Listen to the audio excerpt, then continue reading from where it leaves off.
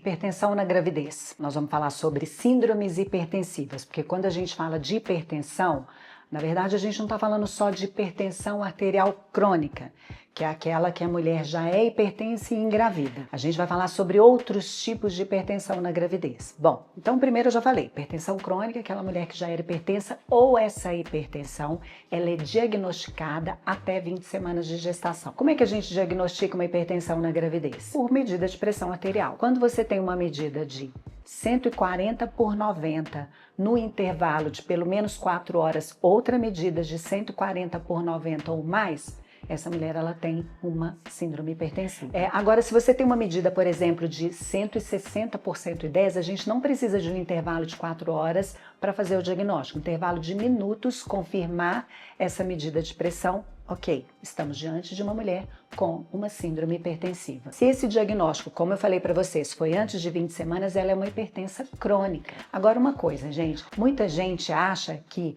uma mulher hipertensa crônica, ela precisa de uma cesariana. Não, ao contrário. Lembra que eu falei para vocês que na cesariana você tem uma perda de mais ou menos 1000 ml de sangue no parto normal de 500? Numa situação de hipertensão, ela pode ser que ela perca mais sangue. Então, o ideal é que ela tenha um parto normal mesmo. Às vezes, uma mulher de pré-natal de alto risco pode ter um parto fisiológico. Mas isso é uma outra história para um outro vídeo. Vamos focar nas síndromes hipertensivas. Então, a primeira é uma hipertensa crônica, que já era hipertensa antes de engravidar, ou essa hipertensão foi diagnosticada na primeira metade da gravidez. Tá bom, vamos fazer o controle adequado, às vezes precisar de antihipertensivos. Às vezes acontece de uma mulher ter uma pressão normal e a partir de 20 semanas essa pressão subir, ela ter medidas de 140 por 90 ou mais. Provavelmente a gente está diante de uma pré-eclâmpsia ou de uma hipertensão gestacional. A pré-eclâmpsia, ela tem uma evolução um pouco mais grave do que uma hipertensão gestacional, que tem uma evolução mais benigna, né? Tende a ter, não é? Quer dizer que você tem uma pré-eclâmpsia que vai ter uma evolução grave, mas ela é menos benigna do que uma hipertensão gestacional. Por quê? Pode comprometer órgãos-alvo como o fígado, como o rim e como o cérebro. Comprometendo o rim, é o primeiro órgão,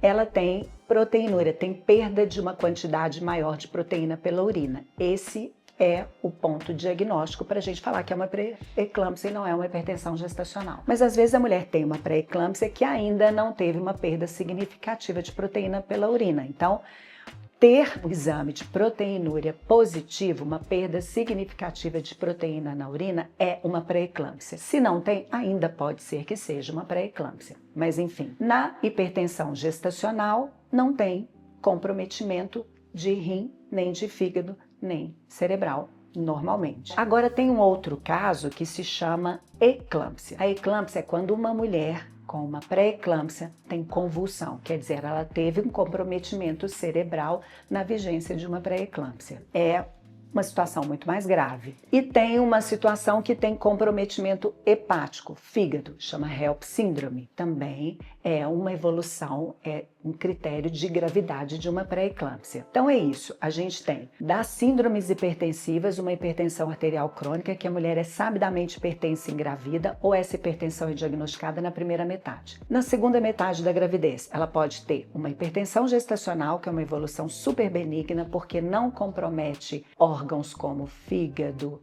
rim, nem o cérebro, ou ela pode ter uma pré-eclâmpsia que tem comprometimento renal, hepático ou cerebral. E quando tem um comprometimento hepático, ela tem uma HELP síndrome. Quando ela tem um comprometimento cerebral, ela tem convulsão, que é a eclâmpsia. Mas enfim, gente, cerca de 10% das gestantes vão ter alguma síndrome hipertensiva. 5% vão ter pré-eclâmpsia. Cerca de 3 a 4% vão ter uma hipertensão gestacional. Agora, tem uma situação em que uma mulher hipertensa crônica, ela também tem uma pré-eclâmpsia associada. Ela já era hipertensa e, de repente, ela tem uma perda de proteína na urina e tem um aumento dos níveis pressóricos. Tem essa situação também. Mas, hoje, a medicina está muito voltada para prevenção. Então, quando você identifica que a gestante tem um fator de risco, tem como você prevenir as síndromes hipertensivas, a pré-eclâmpsia, hipertensão gestacional,